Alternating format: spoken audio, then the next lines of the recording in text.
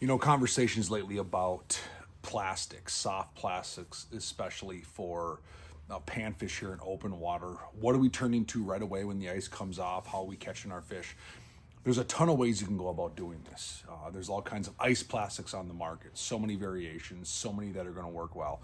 You can fish hair, you can fish a live minnow. We're going to specifically get down and dirty on soft plastics, more specifically minnow imitating plastics. That's what we've cut our fish on the last week, and that seems to really work well. Now, the jig head, once again, there's so many ways you can go about presenting this plastic. Weight of jig head, length of hook, style, all those sorts of things. I'm not going to get too far into the weeds on that. We're going to specifically hone in on the soft plastic tail on the receiving end of that jig. Now, plastics are important for many reasons. For me, I like using plastics because I just don't want to deal with live bait. I can really get down and dirty on how I want this presentation to look. There are so many different colors of plastics on the market nowadays that I can really dial in appeal, how it looks to the fish, the color, some glitter, some flake, two tones, laminates. There's all kinds of things I can do to really give off that look I want for targeting crappies. A lot of these plastics will have scents in them, whether it's a shrimp scent, whether it's an added scent. You could put some sprays on them. So you can also give off that scent that the fish wants, even some of that taste that the fish wants with soft plastics. We're very spoiled nowadays with the soft plastics offering. If you bass fish, you know what I'm talking about. If you walleye fish, you know what I'm talking about. Pan fishing, crappie fishing is not much different. You walk down the aisles of Thorne Brothers and they have a whole bunch of different soft plastics for catching crappies. Everything from small little insect baits to larger bodied swim baits for catching open water slabs. Now we're going to specifically talk about springtime. This time of year when the water temps are in the 40s, maybe in the next couple weeks they're going to teeter into the 50s. We're going to get some warm weather. I know right now it doesn't feel like that. We're bundled up. Snow is knocking on the doorstep today, but we're going to talk about what we're going to do right now. So I've been out fishing, chasing down some of these crappies, and I've noticed that for starters, you have to fish slow.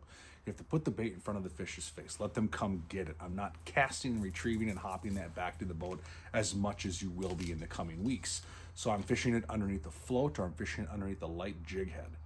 So I am turning towards Minnow-Style baits the last week. Caught a lot of fish on these, and I might start with something as small as a Niku bolt minnow. That's a small little profiled minnow bait. That thing's cute. It's only about an inch long.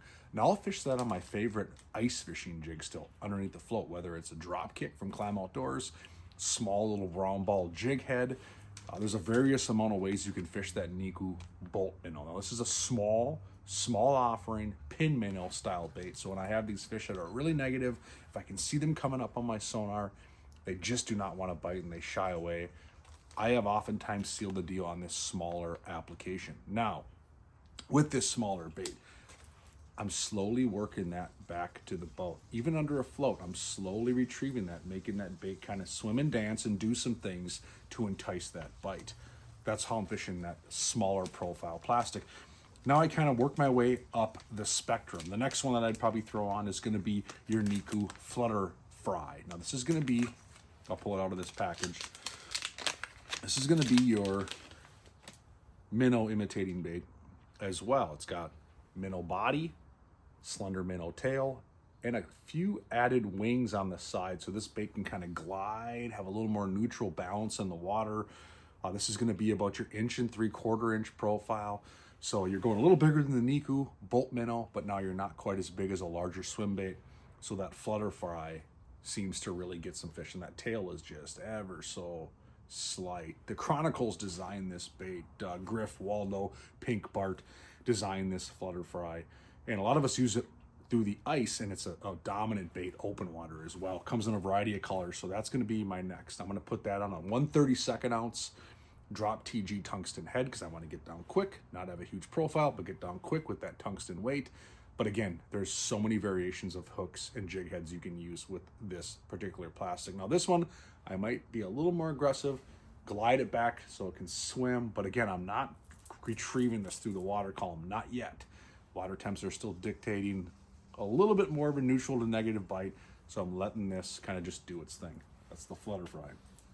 And last but not least, everyone knows I've fished these for many, many years. The Sassy Stingum from Mr. Twister. This is going to be your beefier minnow, little larger profile, more of a 2-inch profile, real stout. You catch a pile of fish on this one plastic, which is one of the many reasons I like it. It's not going to have your wings like your Flutter fry. It's going to have more of your straight tail on it. Very durable. Comes in all the great patterns, all kinds of different colors out there to really talk about matching the hatch like we just chatted about, really fine-tuning how it bait looks, the appeal to the fish. That's the Sassy Stingum, and this one I fish underneath the float as well. I'll pitch this around some cover, so if I do decide to take the bobber off right now, I'm probably fishing this plastic. That thing just looks good.